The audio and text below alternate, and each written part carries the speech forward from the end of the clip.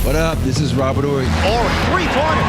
Buries it! You might know me as Big Shot Bob. To Horry for three. Oh, unbelievable. This guy is off the charts. What's going on, Big Shot Bob? Robert Horry from downtown. Let's call it episode 170 of the Big Shot Bob podcast. B-Dog Brandon Harper, I'm Rob Jenners. And the man with the new head coach is seven-time NBA champion, Robert Horry from downtown, dealing with leaks and workers and all kinds of fun bullshit at his house today. Dude, the show sheet today has got so much stuff on it, I don't even know where to start, but I feel like we have to start with the elephant in the room, if you will. JJ Redick, it's official, hired by the Lakers on, I believe it's a 4-year deal. I didn't see any terms disclosed on that. I don't know if anybody else did, but no, I didn't see any numbers. Yeah, I didn't either. Oh, well, I did see something about he's going to get, I think it's 8 annually, so about $8 million. I don't know, so I guess, Okay. 32 over the 4 years. Sure. I think yesterday was JJ's birthday, if I'm not mistaken, too. So he has the press conference on his 40th birthday.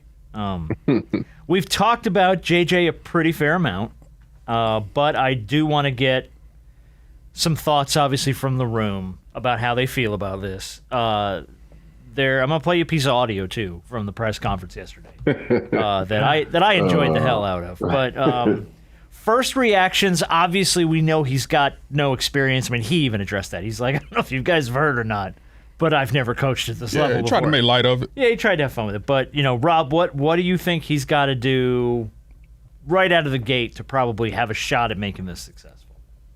He got to find the most successful assistant coach out there that LeBron and AD is going to respect, because we know how that rolls around. You saw it with Steve Nash in Brooklyn. If you don't have a good assistant coach that's respected, not one of your boys, not someone that played at fucking Duke, because we know Duke, all you do is win fucking college. You don't win in the fucking pros. So you need to have somebody with some fucking experience. I know they've been looking at, Sam Cassell. Sam's like, it's going to be like 7 figures for me to fucking leave Boston. And so he's just going to have to get some experience. If he doesn't get a good experience coaching staff, we back where we are with Luke, with, every coach we've had, even the guy we just lost in Ham. So he got to get a successful staff. How do you, and that's the thing, you're only, like you said, as successful as your coaching staff that you assemble and even the players that you have on your roster.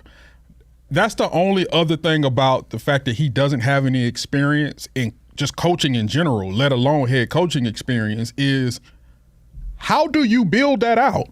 Like, who can you call to say, hey, I want this guy to be my lead assistant? Because you don't have, I know you have the player relationships. And I'm not saying that you haven't built any relationships with some coaches, but because you haven't been in the coaching ranks to build those relationships with those guys, how do you build out a staff knowing that, yeah, JJ was an okay player, we're respecting him as a player, but I don't know if I want to go be a part of his staff? How do you build that out when you're just literally, you haven't been a coach at all, let alone a head coach? You ain't been an assistant coach. How do you do that? The thing about it, you got to be an assistant coach or a coach sitting at home right now, because you think about it. Like, if you're a person, you say, okay, I have a family. I'm going to go coach with the Lakers. This shit might not last 2 years on average. And do you want to uproot your family, bring them to L.A.? So you got to find someone who's based out of L.A., who doesn't have to, uproot their family, someone who doesn't have a family. I don't mean that in a negative way, but someone who's more flexible, where they can come and then they can coach. And if they get fired in 2 to 3 years, so be it. But it's going to be a difficult task for them, because you think about it, they know that you need me as a coach. My fucking price just fucking doubled. Or whatnot. So, you need an experienced assistant coach to coach with him, or a former. Well, I hear they're looking for 2 coaches that used to be head coaches. So the price just went up. They might have the most expensive staff. You're kidding. By the end of this, experience. And here's the other thing too about it. If you're an assistant on JJ's staff, if you've got that much experience, you're a former head coach, or you were on the cusp of getting a head coaching job. I feel like, this is me, I feel like you take that gig knowing if this JJ thing don't work out, I just call him slide right into the head coaching side. You can give me the interim tag if you want for half a season, and then maybe I'm in the mix to get this Lakers job, you know? But you're right, though. True. But Harp's got a great point. Like, you don't have the relationships. Yeah, like, you don't have them. And the thing about it is a lot of people, from what I'm hearing, JJ didn't rub them the right way. He's arrogant. He's been very cocky. He's been this player that thought he was better than what he was. And so, and I think, and a lot also, the coaching carousel is a brotherhood, and from when he said something about Doc, that kind of pissed a lot of people off too. So it's going to be interesting what he does. You do enough time in the commentary world, you're going to piss some people off. You're going to say some stuff that might not necessarily be inflammatory, but might rub somebody the wrong way, and then you have to step into that universe. Yeah. And I don't know. That's tough. I'm gonna play a couple pieces of audio. Before I do that, I wanted to ask you this, because how would you as a player approach playing for a guy with no head coaching experience? Me? If this was you, you're on the Lakers, they hire JJ. If this is me in my 5th and 6th season, and I'm like, dude, really? You didn't fucking win shit. You were overrated to me. And all of a sudden, I'm like, you gonna try, man, it's a free fall. They either have to trade me because I'm like running the fuck what I want to do. And think about it, LeBron ain't gonna listen to this motherfucker. LeBron older than you, dude. But my thing is, does he not have a level of but does he not have a level of respect? We've seen him with the podcast, and we've seen the way that they go back and forth. And I understand that that's a small sample size. And that is a podcast, and it's different from you doing that together to now coaching LeBron. But to even have a podcast with a guy like JJ Redick, because LeBron could have had that with anybody. Why JJ Redick? So it has to be something about his basketball mind that LeBron respects, that he admires, that he likes about JJ, to have him in that capacity, and even now to have him as a head coach. And I don't believe that BS about they didn't talk about it. JJ was adamant about get to all that, yeah. Oh, for sure. There was a note attached to a pigeon of some sort that flew back and forth to their houses, even if they didn't speak. There were texts exchanged. Maybe not have been verbally. They sent ravens like Game of Thrones. I was about to say the same thing. Like a raven the House showed of up. Dragons. That is hard for me to believe, but like you said, we'll get there. But what I'm saying is it's got to be something there, because you can't just do something like that with just anybody. And for him to now be your head coach, there has to be a level of respect for his basketball mind. Man, here's the thing. It's like when you look at the control that LeBron has on what happens in the sports world, especially ESPN. Let's be honest. He has I don't know what he knows or who he knows is, but everything. You think about what the press he gets for his kids, the press he gets for himself. And JJ Redick was in that family, the ESPN family. Mm-hmm. And if you think about everybody he could have teamed with out of the ESPN family, this was the only one that could have really, when they would really talk shop, that I got the black side, I got the white side, I got, all this covered. Mm-hmm. And I think for me, I don't look at it as a intellectual standpoint. I look at it more of a business standpoint when he did the podcast. Okay. Because JJ Redick was a hot commodity. He had a nice little following. He was becoming that new Stephen A, sort of say. So I figure, for me on the outside looking in, and I've been wrong maybe 10 times in my life, but I might be wrong on this. But I just said it was convenience and a way to make a little bit more money with JJ Redick. And as you get to know someone, like, oh, okay, he knows a little basketball. Because I guarantee you, he sit down and talk shop with anybody in there who ever played in the NBA who's won championships, who's been successful. He's gonna come out of that meeting or that talk saying, "Oh shit, he knows the fuck he's talking about." Yeah. And I think with JJ Redick, JJ Redick can talk X's and O's and all that kind of stuff, but I don't give a shit about X's and O's. It's about how you can manage personalities, because at the end of the day, if you got a talented team, you're gonna win. But it's how you manage, mentally that talent, how you get them to be engaged, and that was a great thing about Phil and Pop and Rudy. They were able to get you mentally, not physically, because the physical part is all on the player. It's the mental aspect. Will JJ be able to handle that? Right. Yeah. All right, well, let me get to the audio real quick. This was the first question that came out that Obviously, I feel like everybody's seen by now, but I wanted to play it because it just gave us a new soundbite for the show. What misconceptions or concerns about you that you've heard in the last few weeks are you the most looking forward to dispelling? It's a valid question, and I've certainly heard everything. It's been a really interesting 6 weeks or so, just in terms of being part of the engagement farming industry. It's been really interesting. However, I don't really have a great answer for your question because I really don't give a fuck. Honestly, I want to coach the Lakers. I want to coach the team. I don't want to dispel anything. I don't. I want to become a great coach in the NBA, and I want to win championships, and I want my players to maximize their careers. That's all I fucking care about. Oh, again, too. I mean, look, we are all liberal with our language. When you're at your announcement press conference, though, don't you pump the brakes on that a little bit? Be careful with the language you throw around, or is that for him maybe just a little bit more of a relatable thing for the players to hear their coach dropping F-bombs? No, it ain't got nothing to do with the players. Okay. I don't care what comes out of your mouth. It's about how you manage. If let's say Austin Reeves. I don't care what you say about your mouth. When AD and LeBron are fucking up, how do you handle that?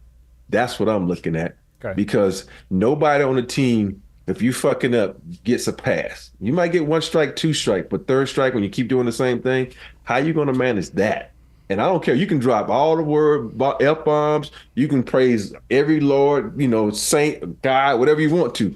It's about how you handle this locker room and how you manage the superstars when they're dropping the F-bomb fucking up. Yeah. I don't know why that threw me. It just threw me as look, I mean, we're all liberal with our language, but I was like, you're in front of the whole world, man. Pump the brakes on that. But we did get this now. I really don't give a fuck. And so we now have that to use throughout the show's propensity for that, and we'll just pair that with Mike Malone. I don't give a shit. And we have that. We have this now. I like Mike Malone's better. I know, too. Mike Malone is just such a sour. I don't give a shit. Yeah. And then I wanted to play this other piece of audio. This may be the first time in all my years doing sports that I've brought a piece of audio from Craig Carton to the show. Craig Carton for WFAN in New York. He went to jail. I mean, he was a lightning rod. He used to do a show with Boomer up in New York. He ended up going to prison for 3.5 years. Now he's back on the air, but he was in prison for what? Some kind of fraud and ticket defraud and stuff. He defrauded a bunch of people out of a lot of money. But they got him back on the air in New York, and they threw this at him. Only in New York. Only in New York, baby. But this is what Craig had to say, and I want to get your thought on it. So, Craig, how do you feel about this hire? What do you think about the leap from 4th grade boys head coach to Lakers head coach? Well, it just shows you if you kiss the right ass, you can accomplish anything in life, and that's all this is JJ Redick got in bed with LeBron James, and LeBron James promised him the opportunity to be the head coach of the Lakers. I mean, period, stop. Because there's no other qualification he's got to become the head coach of a storied franchise in the history of the league, and this hire is beneath the Lakers. It shows you that Jerry Buss is probably rolling over in his grave right now, and the Lakers are a long, long way away from their heydays. So that just sort of leads us into the conversation that we half started a minute ago. Yeah. If JJ Redick isn't doing this podcast with LeBron James, does he even get this opportunity? Is there even a look in his direction for this? I think so. I think, there was always a little love for him because you think about how Mark Jackson got his job. He was in the booth talking sports, and next thing you know, he has a job. So I think even though he was there a little bit longer than JJ, I think a lot of people, and it's just weird because a lot of people, once JJ got out the league, he went straight into ESPN. He started talking X's and O's. So people had found new respect for him. And I think that was the thing that kind of, caught everybody's eye, the way he was able to articulate himself on ESPN, the way he was able to talk about the game. So he kind of, caught the eye of people, and everybody's like, oh, shit, he might be a good coach. Yeah, because that ESPN platform ain't small. Yeah. So no. and now, granted, him being able to do the podcast with LeBron obviously expedited things. It vaulted him to the front of the line. Because now you're actually he's getting to sit one-on-one with the face of the league and the future team that he's about to coach to explain a lot of stuff. So it was literally an audition without it actually being an audition.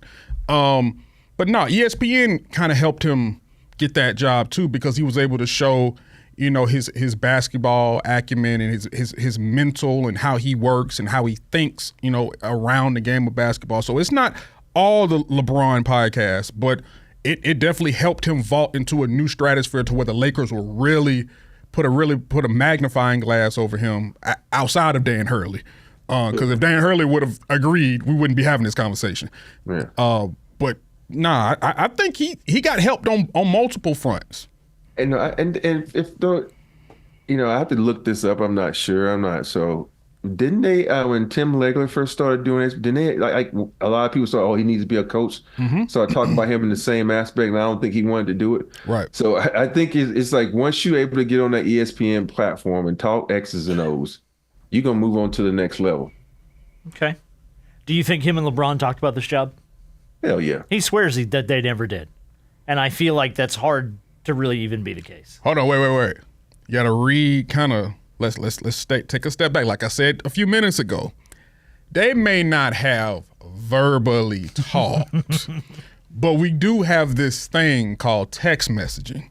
And I'm pretty sure in the midst of how text, you know, when you communicate about podcast stuff, I'm pretty sure there were texts exchanged about the possibility, you know, about him becoming the head coach of the Lakers. I don't believe that there was nothing said at all. I'm not that naive. If you'd have caught me 10, 15 years ago, sure, I may have believed this. But I don't believe me now. No, I don't believe that nothing had been said. Nothing at all. Mm-hmm. Other coaches hired with no head coaching experience in the NBA. Steve Nash in Brooklyn in 2020, that lasted 2 seasons. Derek Fisher with the New York Knicks in 2014. That was about a season and a half. Jason Kidd in Brooklyn in 2013 did not work out, but Jason Kidd evolved into a successful NBA coach. Mark Jackson, you brought up in Golden State. He was there for 3 seasons. Doc Rivers started in Orlando, 1999. No coaching experience prior. Did 5 seasons with the Magic. Obviously continues to ride that 2008 championship to every future job. And Magic Johnson with the Los Angeles Lakers in 1994 lasted 16 games. It's and there's many others down the line that have gotten these opportunities, but aside from maybe Doc and maybe Mark Jackson, none of them have really, you know, exploded out of the gate to be, you know, next level stars. And Mark Jackson, think about it, he'd have lasted one more season. One more. He wins the championship. People give him a lot of credit, though, for laying the groundwork for what came. Yeah. Oh, he deserves majority of the credit. Yeah. He's the one that said they would be the greatest shooting backcourt of all time. And what do we consider them today? Oh, hardcore. I mean, in the conversation at least, you know. So, all right, well. But I do got to ask Rob, though. Oh, go ahead. Before we move on. Why is your boy not getting any love? Why Sam Cassell not getting no love? I have no clue, and I think when you look, I remember he interviewed for the Rockets job when I thought he would get that job, and they hired Silas, and I was like, what? You know, I don't know, man. I think it boils down to, you know, he's been bopping around a lot, and he's been on a lot of different teams, and I think sometimes they were like, oh, you know, I don't know, man. I really can't say. Yeah. So. Because they put up you know how Instagram will do. Yeah, once JJ, you saw they put up the side by side, and just the experience of Sam Cassell versus the complete lack of experience with JJ, and I'm like, you know, hey, I just want to ask. That's all. Are you surprised that the Lakers didn't reach out to Monty after that whole thing went down? Because we were jokingly texting about that. You know, I think they will reach out to Monty, but just as an assistant coach. Okay. I don't think they wanted to put him in the head coaching role. I just felt like it was a time for them to move on to like something new and fresh, because they've tried all these coaches who had these jobs retreads before. And yeah. Okay. Were you surprised by the Monty news? Because I was a little thrown by it. Especially when he had just had a meeting with Trajan Langdon. Yeah, I want to stay here. And the owner comes in like, no, dog, you go. Done. Like, what? Detroit dismissed him with 5 years left on his deal. He lasted one season. He was 14-68. A horrible, horrible season. 1 year after he inked the 6-year, $78.5 million deal to become the Pistons head coach. Here's your timeline on Monty Williams. I love this. May of 2003, fired by the Suns, $20 million buyout. June of 2023, hired by the Pistons, signs the deal, 6 years, $78.5 million. And then June of 24, fired by the Pistons, $65 million buyout. So he's getting paid $85 million to not coach two teams. I'll be Monty Williams any day. I will happily take it. And so with that, is it a monthly type of pay, or they just cut you off like a big check and you go about your way? Dude. From what I hear with the Monty deal, it's stretched out over 10 years. I think it's because it's going to be like something like that. It might be 5 years, $10 million a year. I think it is. I think they it's like a prorated type of deal. Okay. Yeah, they stretched his out. But I'm fine with that. I'm fine with that too. Dude, I'll stay home. You want to throw me $10 million a year for the next 10? But you know the thing. I don't know the technical terms, but I think with Monty though, if he, like in Darvin Ham's case, and he goes and coach with Milwaukee, whatever he makes for Milwaukee is taken out of what the Lakers owe him. But if Monty comes back and coaches, it doesn't work that way. He still gets his money from Detroit and whatever he gets paid. Whatever he gets paid. Yeah. So he actually does coach. He gonna be getting paid. He'd be the highest paid assistant. I was just about to say. No, he's actually. Well, I'm assuming that the Suns have they paid him off already? Have they cleaned that? I don't know. Yeah. Okay, because if not, I was about to say that he'd be triple dipping. Yeah. Mm. All right. Yeah. Well, good. I mean, look, But here's the thing, though. Go ahead. No. Go ahead. Jump. No, because I was going to talk. We were talking about all the assistant coaches, and on the show sheet we got Kenny Atkinson next. But you think about who would you rather work for, Kenny with the Cavs or JJ Redick with the Lakers? If you're an assistant coach and you're available. From a tax standpoint, yeah, Cavaliers. That's what I'm doing. I'm doing like, what do you want to? From a wages and living standpoint, give me the Cavs, because I don't think Ohio has any state tax. Okay. God, you guys are big on the no state tax. Compared to California? Oh no, I'm with you on that. Yeah, we're gonna be living under the 405. I'm paying no 13%. Hey, why is this man living in the box? What do you do? I'm just an assistant coach for the LA Lakers. Coach of the Lakers. I can't afford anything around. I live in a Kenmore refrigerator box. Under the 5. I make $2 million a year and I'm broke. Under the 5. You know what? I mean, I feel like whoever assistant coaches with the Lakers will be able to slide into that gig if they want to scapegoat JJ. Like if they decide that this isn't going well and LeBron wants to hang it up and you're a season and a half in and you feel like you need to make a move because this ain't working, I feel like that's just going to be a natural, well, we're already paying the assistants $7 million a year, so he's going to slide right in, take over that head coaching gig. So I feel like that job is sort of like the... If like they what he need a doing in Milwaukee? Yeah, exactly right. Exactly right. Hey, so that might be the next hire. Might be Monty. All right, Monty. Slide on in there and move JJ. Hang in, just kind of chill out, offer some advice. I'm really, really interested to see how he builds this thing out. That's the thing. We always talk about players and free agency, which is cool, but how he builds out that coaching staff. Because Rondo's name came up from a player standpoint. Yeah. About him possibly being an assistant coach. And obviously Rondo played with LeBron. I believe, they played together, didn't they? Hey, let me just say this. I don't remember. If I'm JJ, there's no way in the hell I'm hiring Rondo. For 2 reasons. I've seen Rondo, how he is mentally on the sideline, how he gets into altercations. And JJ, knowing myself, I'm an asshole too. I ain't hiring another asshole because we might get into a fist fight about some shit. So that's just not a hire that I'm doing. No, there's no disrespect to Rondo because I think he's a brilliant mind. But if I'm JJ, I'm not hiring someone that I know aspires to be a head coach and might, just like you just said, slide on in there. Him and LeBron, Rondo and LeBron, did they play together? Yeah. Rondo was with the Lakers for with- that brief stint. Yeah, for that brief I didn't know stint. if That's what I LeBron thought was so. there yet. Yeah, because LeBron's going into his, seventh season with the Lakers? Has he been there for 7 seasons? He's been there, yeah. Yeah. Holy shit, that doesn't feel like it. But the man been in the league. He's going into his 21st year. Yeah, I know. It's just, wow. Split up with 3 teams. Yeah, certainly. Cleveland, Miami, back to Cleveland, Cleveland, and LA. And LA. All right, well, yeah, makes sense. You mentioned it. The Cavs are hiring Kenny Atkinson. I just thought it was strange that they fired Bickerstaff like a month ago. I don't understand that firing. And then I don't understand the firing. 1, 2, they sat on it for a month. Gotta be. They sat on it for a month. Now they're close to that deal with Spider, by the way. They're close to securing the extension per a lot of reports. And James Borrego was in the mix for that job, too.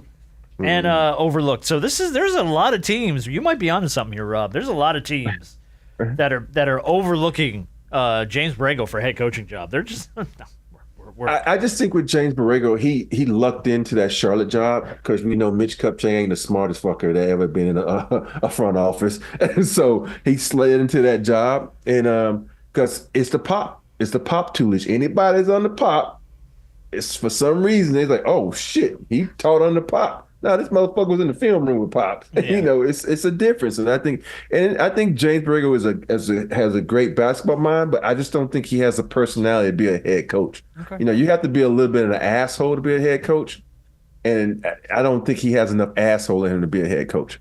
Okay, interesting. Well, there looks like they're trying to sign Spider to keep him around, so you may see Darius Garland on the block.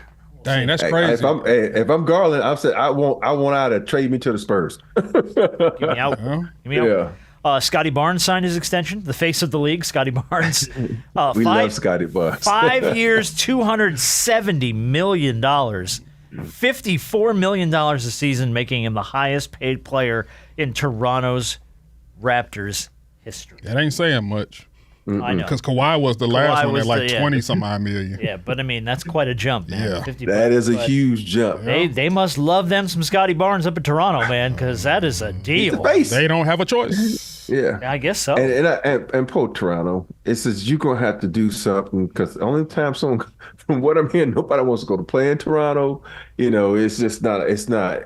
It's just not a good place to go play because you got to deal with flying back in. Don't you have to pay like international taxes and stuff? You got to pay.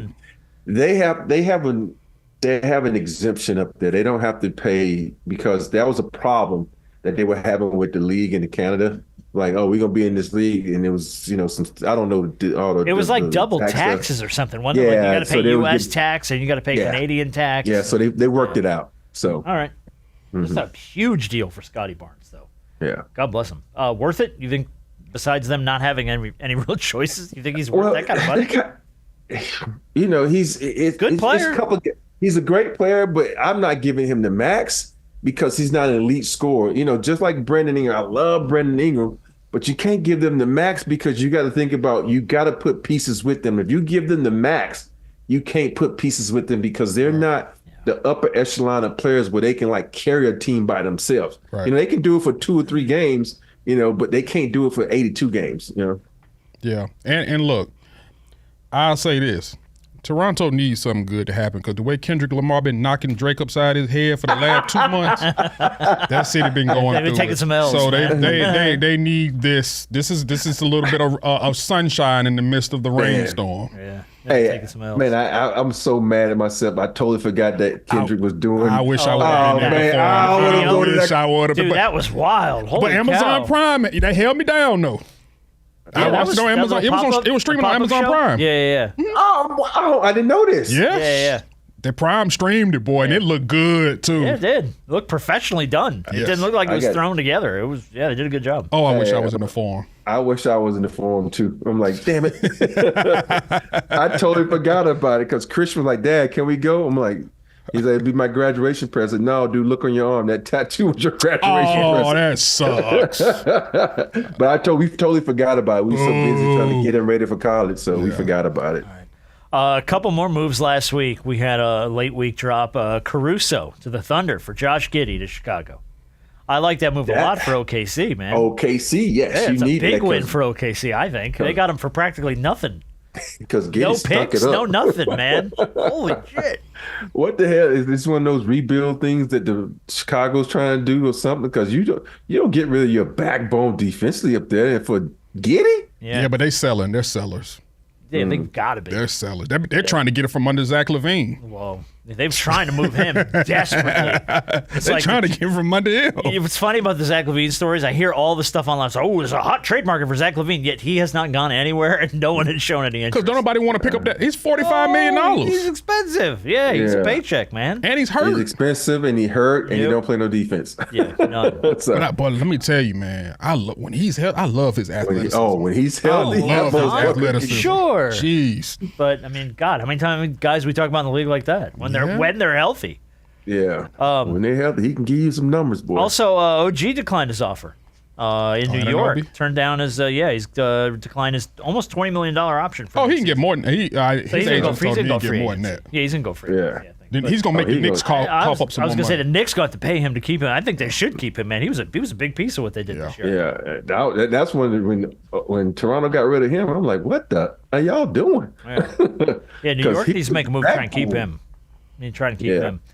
Draft is Wednesday. I don't really think anybody knows what's happening with the draft. It's like a different story every day. The Hawks are wavering. I've heard Riche, I've heard Klingon, I've heard God, they don't even know what they're doing. And they haven't even worked out Sarr. No. The Hawks, and there's a lot of noise talking about how his agent doesn't want Sarr to go to Atlanta. Some people think if Atlanta takes him, he wants to force himself to go other places. He said he'd rather be a Wizard. I said, I've heard that. If somebody ever told you, I'd rather be a Washington I'd Wizard. rather be a Washington Wizard. I don't know if it's an indictment on the player or it's an indictment on you as an organization. Because ain't no way in hell anybody should ever say they would rather be a Washington Wizard than an Atlanta Hawk. I'm sorry. Yet here we are. Here we are.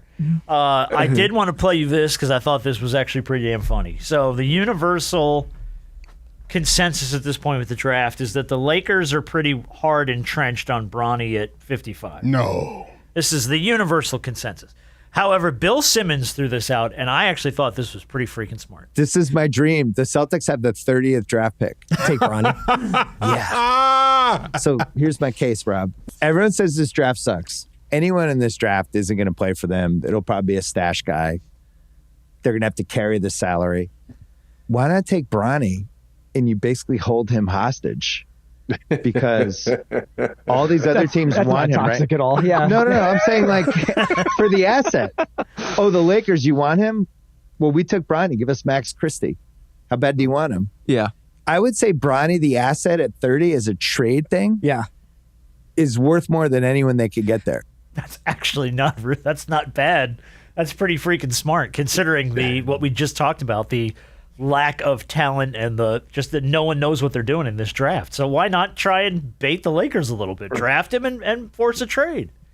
Let's be honest. You don't draft him that high. You draft him at 54. I guess that's true. Pick right in front of him. Yeah, right in front of him. Yeah. And for me, it's kind of cool to do that, but Oh, that's a toxic Boston take, by the way, right there, man. But that'd be funny as hell. Like, you stuck it, your little, we just beat you by one, and then we took your star player's son. Yeah, then we took his son. We got your kid.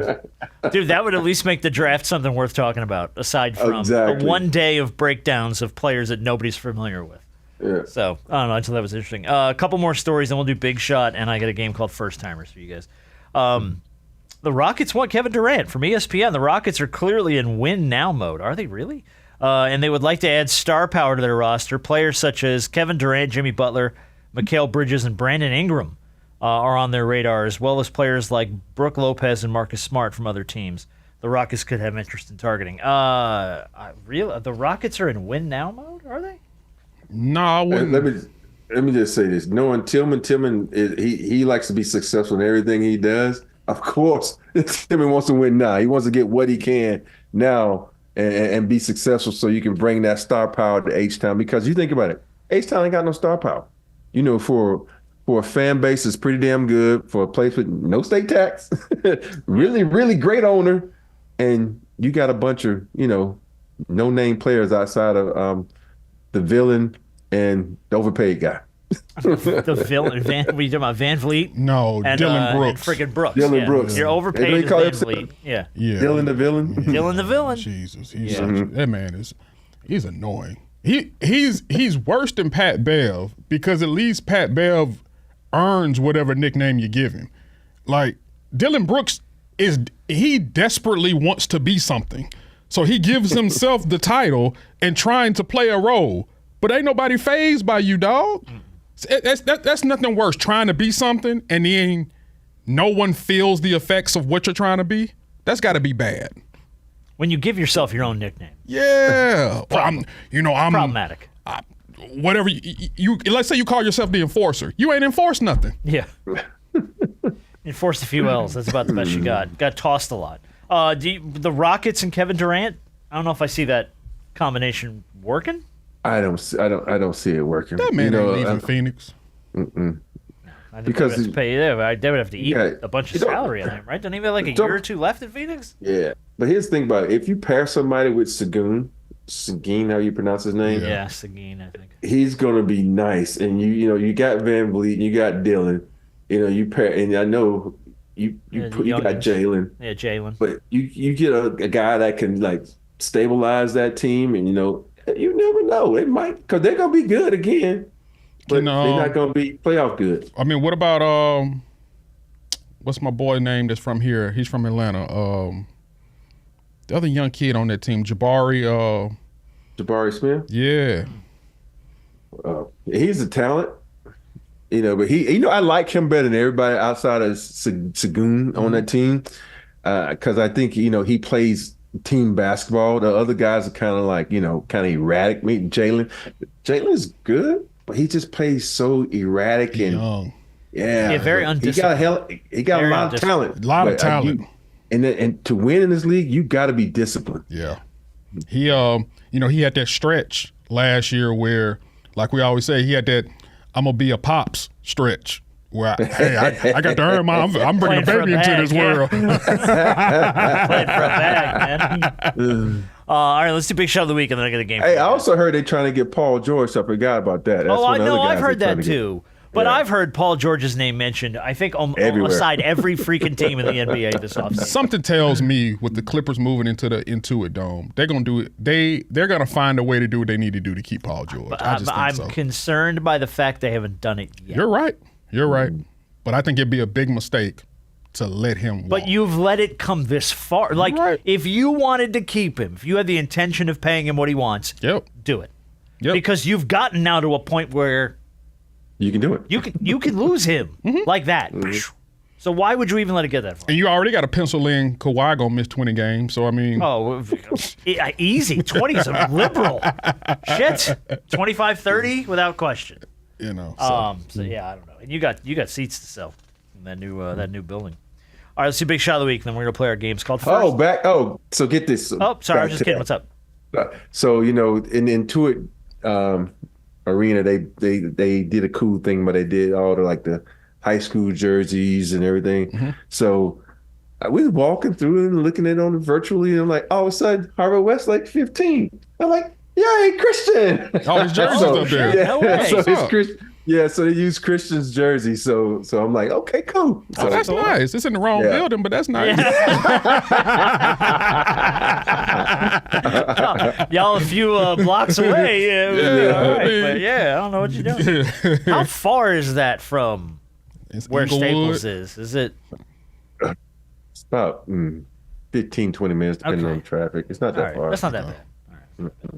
All right, let's do Big Shot, and then we got our game. Big Shot of the Week's going to go to a woman named Karen Swenson. She's a New Orleans news anchor. Nolans. She was doing some live reports, and she was stunned to find that there was a 90-year-old man named Dylan McCormick pushing shopping carts at a Metairie store parking lot. He was a former Air Force member. He served in Colorado, Greenland, and he told Swenson he needed about $2,500 a month to make ends meet. He only got half of that from his Social Security, so she went online and she put his story out like a good news reporter would do. She started a GoFundMe. She wanted to try and raise $35,000 for him to retire, and in 24 hours, she raised $233,000. Wow. In a day. So That's dope. this beautiful man now gets to retire at 90 and call it a career, and doesn't have to push shopping carts in the parking lot anymore because he gets retired. But she had $233,000. Man, that's awesome. That's freaking cool, man. I love that. Because you think about how many times we pass older people and don't ask their story or care to know their story. And for her to ask his story and him tell her, big ups on her, Well, her and side for even inquiring. To her credit, when she was working on the story, when she found him, she started asking like people that were regulars, like, do you see him out here a lot? And there's guys that come up there and said, oh, we will put our groceries in our car and then go back and help him push carts. Because he's out here pushing freaking grocery carts at 90 years old. Yeah. So we'll help him for half an hour. Just help him get his job done. And he's very thankful. He's extremely polite. He doesn't ask for anything. So she threw it out there. $233,000 for that man. That's amazing. That's freaking awesome. All right. With JJ Redick being the first time head coach of the Lakers, I just put together a little game here called First Timers. So I'm going to quiz you guys about stuff that is the first time things have happened. Let's see what you know. We'll start with Rob, and we'll just go back and forth. Let's see how we do. Robert Horry. In 1990, Art Shell became the first African-American coach in the NFL. As the head coach of what team? The Raiders. And that is correct. He was the head coach. Hey, the only reason I know that because I'm a Raider fan. Oh, yeah. What am I doing? I'm throwing you a Raiders question? All right, game's canceled. No. All right. Harper. In 1985, he became the first #1 overall draft pick in the NBA draft lottery era. 85. First time in the NBA draft lottery era.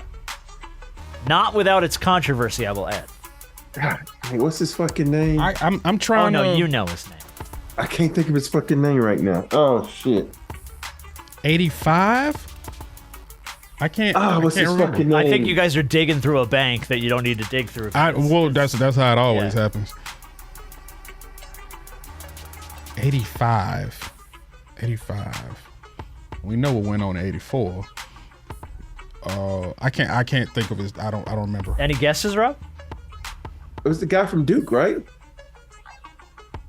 Oh, that's Dream's draft. That's Dream. Yeah. That's Dream. Oh. That's Dream. That's Dream. My bad. Incorrect. The cold envelope. The notorious cold envelope. The first NBA draft Patrick lottery in Ewing. 1985 was Patrick Ewing. Patrick Ewing. First, which I didn't even realize too when I was doing the homework. I was like, shit, he was the first one ever in the NBA draft lottery, in the draft lottery era. When you got to pull the pit. So it was. So who was 84? Dream was 84, right? Dream was 84 with Mike and Jordan. Barkley. Yep. You know, what was the guy that broke his leg in Portland I was trying to think of? Sam Bowie. Sam Bowie. That's what I was thinking. He got taken before Jordan. Yeah. Yeah. All right. Rob. Mm-hmm. In 1953, Sir Edmund Hillary was the first man to climb what mountain? Mount Fiji. Harper? Everest. Yes, he was the first man to summit it. Yeah, because Everest be taking folks' life left and right. Oh my God. That's 29,000 feet in the air above sea level. I saw a meme that was like, every dead body on Mount Everest was someone with a dream, so maybe slow down. Yeah. So maybe just take your time. All right, Harper, 2019. What New York Yankees reliever became the first player unanimously voted into the Baseball Hall of Fame? Mariano Rivera. That is absolutely correct. Should have been King. What was his nickname? Was it Sandman? I think that was his nickname or something like that. I don't know if he had a nickname. I think so, if I'm not mistaken. I'll have to look that up. I'm not sure. All right, Rob. In 1967, the Green Bay Packers won the very first Super Bowl. Who was the losing team? Why can't you ask me who the damn quarterback was? Because that's the shit that people know. Of course, I got to give you something that's going to make Detroit. you... No. Harp, do you know who lost the first Super Bowl to the Packers? It wasn't the Patriots, was it? No. No. It was not the Patriots. I'm sorry. Okay. It was the team that won the Super Bowl this year. The Kansas City Chiefs. Really? Yes. We're the first team to lose the Super Bowl. How about that? All right, Harper. In 1981, Sandra Day O'Connor became the first female appointed to what office? Sandra Day. Oh. I know this. It's in there. First That little man is digging through files in there. I can see it, man. His fingers are flying. He's like, shit, I know this. Where is it? Where is it? Where is it? To what? It's not Supreme Court Justice. It sure is. Oh, yes, wow, it that's is. what I The Supreme thought. Court Okay. Justice. That's Yeah. I was like, It's that's the first like female in the Supreme Supreme Court. Yeah, first female in the Supreme Court. All right, Rob. In 1920, Babe Ruth became the first baseball player to accomplish what feat?